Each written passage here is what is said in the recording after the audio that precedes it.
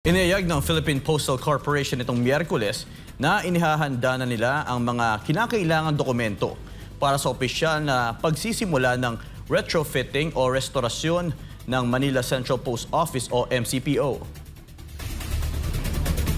Ayon sa PhilPost, binubuo na nila ang Terms of Reference o TOR para sa Detailed Architectural and Engineering Design o DAED na magsisilbing gabay sa muling pagtatayo ng gusali.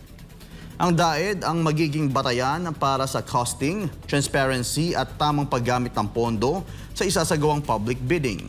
Tiniyak din ng ahensya na isa sa alang-alang sa disenyo ang mga modernong pamantayan sa kaligtasan, accessibility at sustainability habang pananatilihin ang cultural integrity bilang National Heritage Site nito.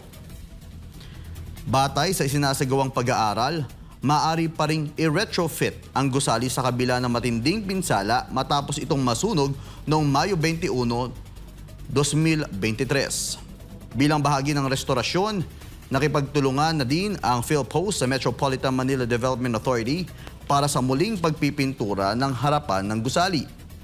Ang Manila Central Post Office ay tinuturing na isa sa pinakamagagandang halimbawa ng neoclassical architecture sa bansa. Idisenyo ito ng batikang Filipino architect na si Juan Arellano noong 1926. Sa loob ng maraming dekada, nagsilbi ito bilang headquarters ng PhilPost at naging historical landmark sa Pasig River Banks.